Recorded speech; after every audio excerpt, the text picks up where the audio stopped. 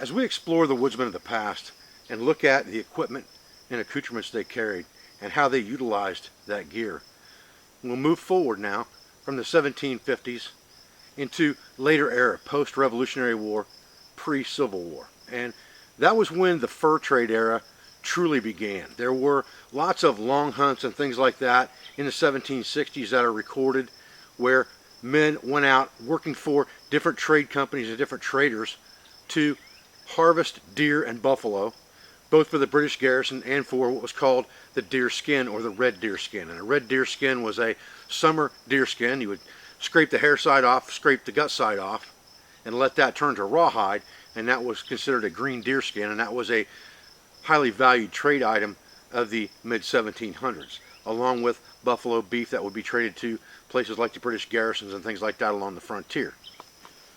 So not only did we have the woodsman who was providing meat for his family on a daily basis, you also had the woodsman who was making a living off the land. He was working for someone else or working for himself in some cases, like some of Daniel Boone's parties, on long hunts to bring back deer hides to sell them to make money to provide for their family. So the accoutrements and things that they carried with them, mostly by pack train of horses, would be what they needed to carry for the long term for their survivability and for their sustainability. As we move forward in history, you had the same things going on post-Revolutionary War, but now you got into the point where things were being trapped more prominently. There were traps that were carried during the 18th century that are recorded. 4 beaver traps per man per horse, things of that nature from historical ledgers. But beginning in the early 1800s, 1820s to 1830s, the fur trade really started to boom, especially with things like the beaver. When we think about the fur trade era, the first thing that comes to mind is the beaver. The beaver and beaver trapping are icons of the fur trade era. In truth, the beaver and the popularity of the beaver for making felted hats from the guard hairs in Europe was very short-lived compared to many other sources of fur from different animals. The raccoon far surpassed the beaver as far as being exported in sheer numbers and the value over time of that animal paid to trappers right here in eastern woodlands in the Ohio Valley of Illinois, Indiana, and Ohio.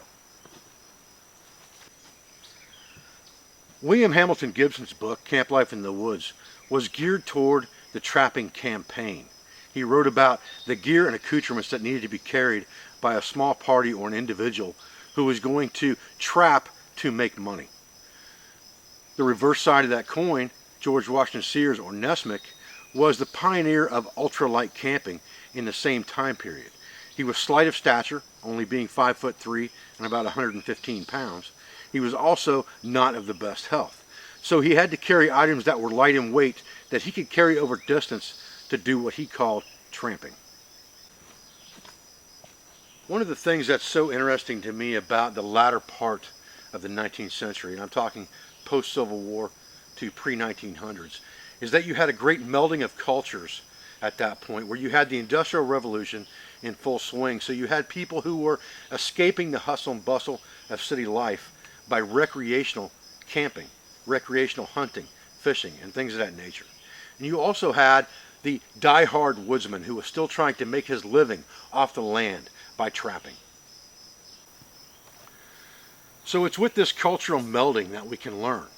We can learn what was carried and what was necessary for us to live off the land in that time period, but we can also learn what was taken in the woods that was considered only necessities for an enjoyable trip of camping or tramping. Hamilton Gibson wrote in the context of the expeditionary trapper. He understood that larger tools would most likely be needed because larger materials would need to be processed over time for more permanent structures, for trapping, for burying trapping stakes, for processing large firewood and things of that nature. Whereas George Washington Sears was a recreational tramper who kept a small camp, small fires, only warming fires or fires throughout the night, and he wasn't planning to stay long term. Most of his camping did not take place in the dead of winter, whereas trapping would take place during the winter months. So the two different mentalities of equipment were very different, but both born out of necessity. One thing that we see when we look at historical writings and documentation is that almost all woodsmen preferred to carry some type of axe. Some smaller, some larger. If they had the means of conveyance, like a pack train of horses, canoes, wagons, and things of that nature, they would carry a larger felling axe. If they were on an expeditionary journey, like a trapping expedition, they would carry a slightly larger trapper's axe. If they were walking afoot, it may be a smaller hatchet type axe. And sometimes in the 1700s, early 1800s, they would carry what was called the tomahawk. And the tomahawk is different than an axe. So let's look at those right now. So what I have here are two cutting implements approximately the same size.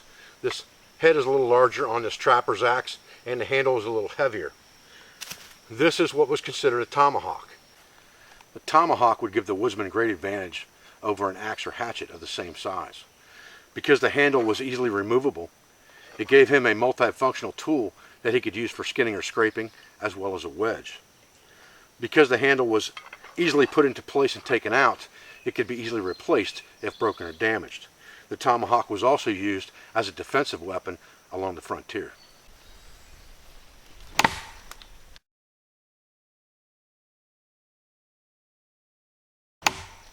The axe, on the other hand, has a handle that comes up through the bottom of the head and doesn't go down through the top of the eye. It goes through the bottom, it's tapered, and then wedged in place like this one is with two metal wedges. Now the advantage of the axe is it was a more robust tool, generally heavier duty even if it was the same size. The head was generally a little bit heavier and the handle was made of stronger material or heavier material. But again, it was also made of wood so that it could be readily replaced if something were to happen to it in the woods. This is two examples of larger axes considered to be a forest or cruising type axe. An axe like this would have been easily carried if you had conveyance and could be very useful over the longer term for building shelter and processing larger amounts of wood.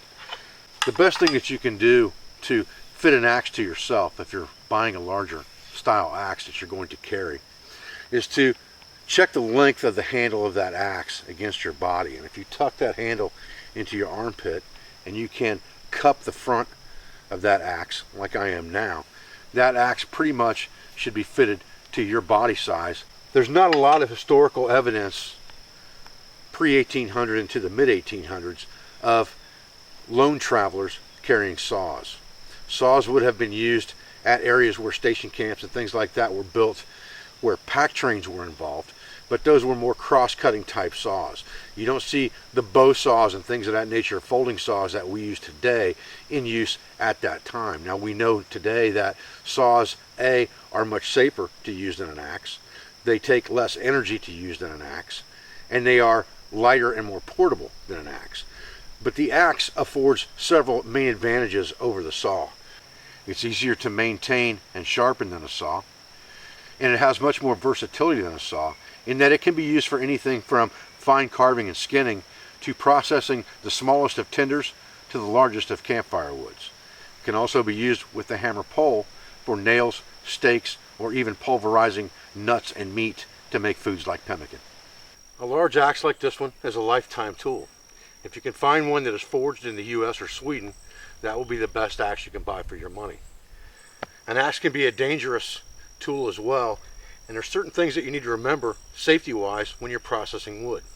One thing that we always have to think about when we're processing wood with our axe is where that axe is going to fall if it were to miss. So if we stand up and we miss, is it going to drive into our leg on either side? So the best thing that we can do is get on our knees and get the length of the axe so that if it misses or glances, it goes into the ground on either side, and chop our wood that way.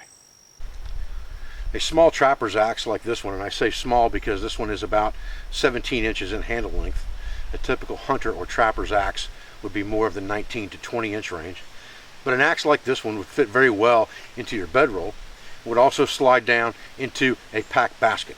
A tool like this would become the multi-tool of the trapper. It could be used not only to set up traps or construct traps, but also to build cubbies and hides, to dig trap beds if necessary, then to make and drive the stakes to secure that trap in place, and ultimately used to assist in the skinning process of his quarry. The greater majority of information we have on trappers and trappers' accoutrements prior to the Civil War comes from diaries and journal entries, as well as trade house ledgers and things of that nature. There were really no books out there written on the subject of steel trapping and trapping in the fur trade per se. We understand that the traps were made of metal and that they were very heavy. There are journal entries as far back as the 1760s talking about beaver traps made of metal that were carried 4 per man per horse.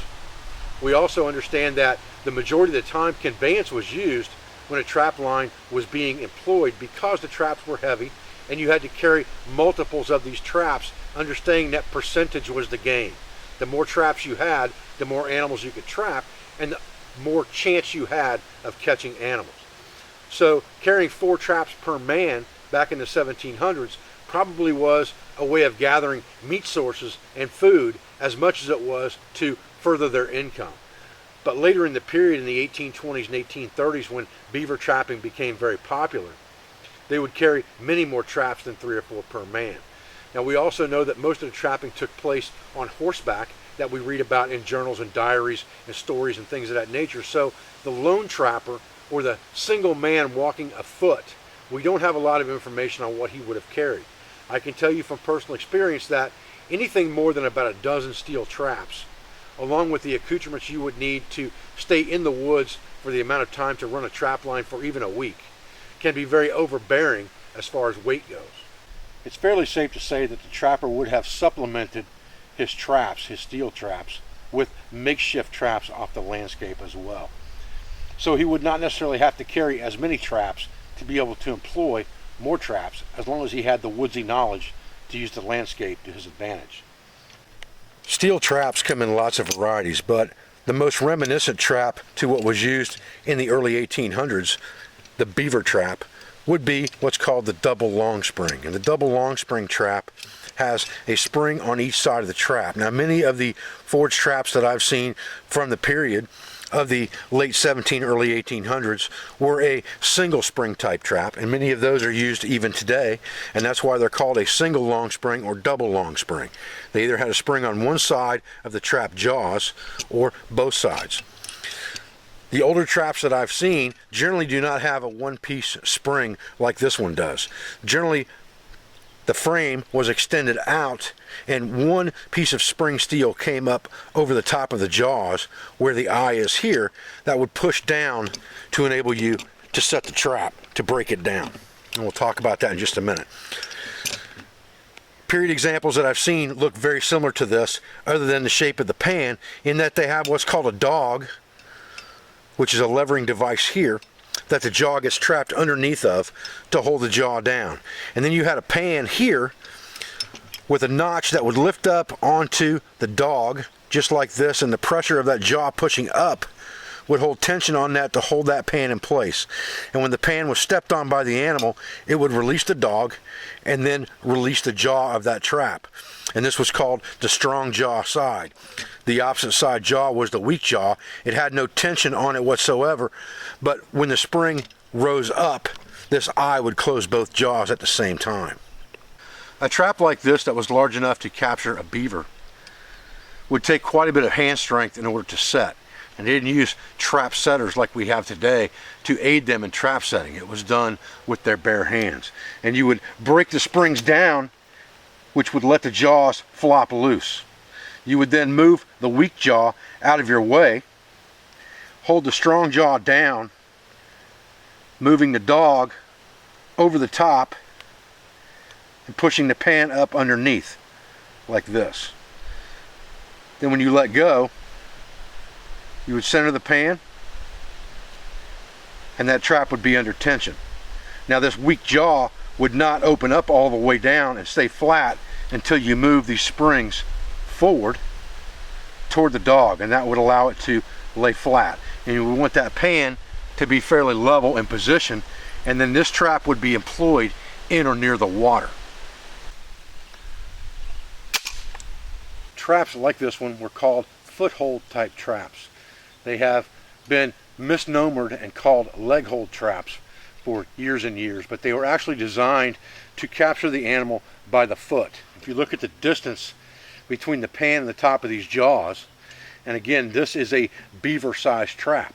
So if the beaver puts his foot in here, and a beaver has a foot about this big around, when he puts his foot in and touches this pan, these trap jaws are going to close on his foot, not up on his leg. So using the correct size trap for the correct size animal is also very important.